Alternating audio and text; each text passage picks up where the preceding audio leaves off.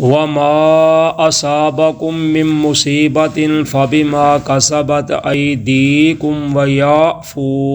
عَن كَثِيرٍ، اور جو پہنچتی ہیں تم کو مصیبتیں، پریشانیاں، پس وہ تمہارے ہاتھوں کی کمائی ہے، اور وہ درگزر کا فرما دیتا ہے بہت زیادہ۔ اللہ تعالیٰ نے اس میں یہ ایک عام اصول بیان کیا ہے کہ جو کچھ بھی تم کو پریشانیاں، تکلیفیں، مصیبتیں پہنچتی ہیں تو وہ تمہارے اپنے ہاتھوں کی کمائی کا نتیجہ ہے، اور بہت زیادہ ایسی ہیں جو اللہ تعالیٰ ویسے ہی درگزر فرما دیتے ہیں۔ تو اگر اس کو عام لیا جائے تو پھر اس کا مطلب ہے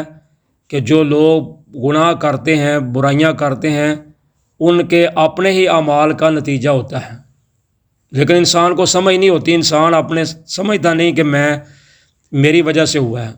وہ تو سمجھتا ہے انسان ہر کوئی کہ میں تو اچھا ہی کر رہا ہوں، جو بھی کر رہا ہے، برا کام کرے پھر وہ اس کو اچھا سمجھ کے کرتا ہے، اچھا ہے تو وہ تو ہے ہی اچھا ہے نا۔ تو اللہ تعالیٰ فرماتے ہیں جو تم کرتے ہو وہ تمہارے ہاتھوں کی کمائی ہے، یعنی تمہارا اپنا ہی تم پر بوجھ ہے، اور بہت زیادہ اللہ تعالیٰ درگزر فرما دیتے ہیں۔ اگر اس کو مومن و ایمان والوں کے ساتھ مخاطب کیا جائے تو پھر اس کا مطلب ہوتا ہے کہ اللہ تعالیٰ جو مومنوں کو تکلیفیں، پریشانیاں آتی ہیں اس کی وجہ سے اللہ تعالیٰ ان کے گناہوں کو معاف کر دیتے ہیں، اور بہت زیادہ تو ویسے ہی اللہ تعالیٰ درگزر کر دیتے ہیں، یعنی ایمان والوں سے ان کو معاف کر دیتے ہیں۔ تو باقی جو ہوتی ہیں ان کی وجہ سے اللہ کبھی ان کو بخار، کبھی سر درد، کبھی کوئی تکلیف پہنچا کر ان کے گناہوں کو معاف کر دیتے ہیں۔ اور حدیث میں آتا ہے کہ مومن جو ہوتا ہے، مسلمان جو ہوتا ہے، اس کو اگر پاؤں میں کانٹا چبھے تو اللہ تعالیٰ اس کی وجہ سے بھی اس کے گناہ کو معاف کر دیتے ہیں۔ تو جو انبیاء علیہ السلام پر تکلیفیں آتی ہیں، پریشانیاں آئی ہیں، تو وہ ان کے گناہوں کی وجہ سے نہیں، نہ کوئی کفارہ ان کا کوئی ایسا ہے، کیونکہ نبیوں کا تو گناہ ہوتا ہی نہیں۔ تو نبیوں کو جو تکلیفیں آئی تھیں، پریشانیاں آئی تھیں، وہ ان کی بلندی درجات کے لیے آئی تھیں، یعنی جتنی ان کو تکلیفیں پہنچی اللہ تعالیٰ نے اتنے ہی ان کے درجات کو بلند کر دیا۔ تو اس لیے انسان کو خود ہی سوچنا چاہیے کہ اگر کوئی نقصان ہوتا ہے تو اس کو اللہ کی طرف منسوب نہیں کرنا چاہیے، اس کو اپنی طرف ہی منسوب کرنا چاہیے کہ مجھ سے کوئی غلطی ہوئی ہے جس کی وجہ سے مجھ پہ یہ تکلیف آئی ہے۔ لیکن اللہ ماشاء اللہ،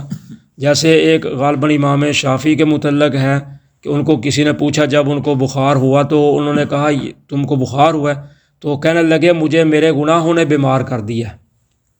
یہ نہیں کہا اللہ نے مجھے بیمار کیا، کہنے لگے مجھے میرے گناہوں نے ہی معاف کر دیا، بیمار کر دیا۔ تو اس لیے انسان کو اپنا خود ہی سوچنا چاہیے کہ مجھے کہیں نہ کہیں کوئی کمی ہوئی ہے جس کی وجہ سے مجھے یہ نقصان پہنچا ہے۔ تو اس لیے اللہ تعالیٰ فرماتے ہیں کہ اللہ تعالیٰ بہت زیادہ کو تو ویسے ہی درگزر کر دیتے ہیں، اگر اللہ تعالیٰ ہر غلطی پہ پکڑنا چاہیں تو پھر اللہ تعالیٰ نے فرمایا سورہ القاف میں وَلَوْ يُؤَاخِذُ اللَّهُ النَّاسَ بِمَا كَسَبُوا مَا تَرَكَ عَلَى ظَهْرِهَا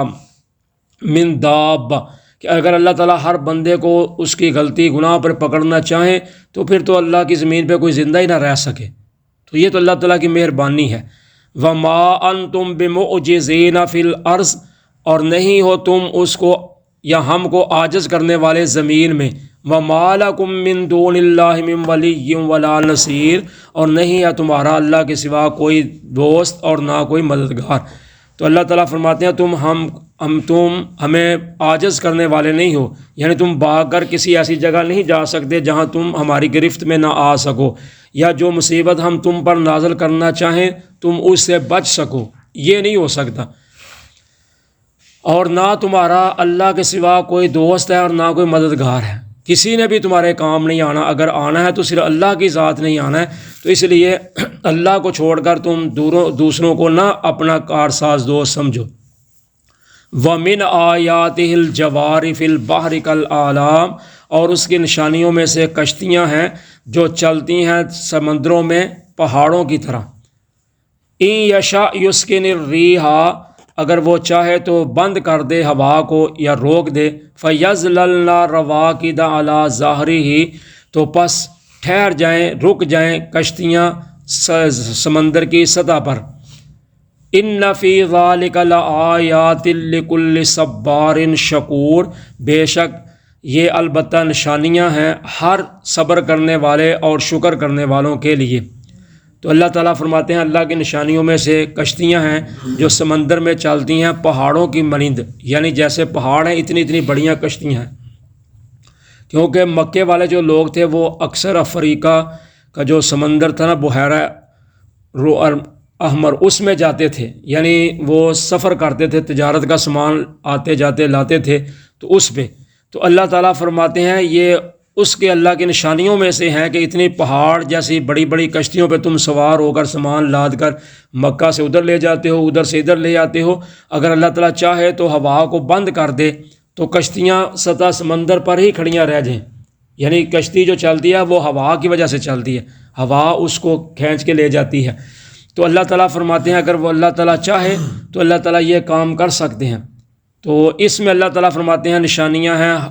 صبر کرنے والے اور شکر کرنے والوں کے لیے۔ تو یہ دو مبالغے کے صیغے ہیں، صبار اور شکور، یعنی بہت زیادہ صبر کرنے والے اور بہت زیادہ شکر کرنے والے، کہ اگر تکلیف آئے پریشانی آئے تو صبر، اگر اللہ تعالیٰ خوشی دکھائے تو شکر ادا کر دیں۔ لیکن جو دوسرے ہوتے ہیں وہ اس کے الٹ ہیں، جب ان کو کوئی تکلیف آئے تو وہ اللہ کے گلے شکوے کرتے ہیں، جب ان کو کوئی نعمت ملے تو پھر اس کو اپنی کارگزاری سمجھتے ہیں، لیکن مومن نہیں۔ جس طرح حدیث میں آتا ہے کہ نبی اکرم صلی اللہ علیہ وسلم فرماتے تھے کہ اللہ تعالیٰ جی میں چاہتا ہوں کہ میں دونوں مقام حاصل کروں، صابروں والا بھی اور شاکروں والا کا۔ جس دن میں سیر ہو کر کھانا کھاؤں گا اس دن میں تیرا شکر ادا کروں گا، تو جس دن میں بھوکا ہوں گا اس دن میں تیرا صبر کر کے دکھاؤں گا، تاکہ قیامت کے دن مجھے دونوں ہی لوگوں کا ساتھ مل جائے۔ او یوبقہن بما کسبوا ویعفو عن کثیر، یا اللہ تعالیٰ ان کو تباہ کر دے اس چیز کی وجہ سے جو انہوں نے کمایا، اور یا پھر درگزر فرما دے۔ تو اللہ تعالیٰ فرماتے ہیں کہ اللہ تعالیٰ چاہیں تو ان کے کمائیوں کی وجہ سے، ان کی نافرمانیوں کی وجہ سے ان کو تباہ کر دیں، یا پھر اللہ تعالیٰ چاہیں تو درگزر فرما دیں۔ یہ اللہ کی مرضی ہے کہ اللہ تعالیٰ چاہیں تو عذاب دیں، چاہیں تو درگزر فرما دیں۔ وَيَعْلَمَ الَّذِينَ يُجَادِلُونَ فِي آيَاتِنَا، اور تاکہ جان لیں وہ لوگ جو جھگڑا کرتے ہیں ہماری آیتوں میں یا ہماری نشانیوں میں، مَا لَهُم مِّن مَّحِيصٍ، نہیں ہے ان کے لیے کوئی بھاگنے کی جگہ، یعنی انکار کی جگہ۔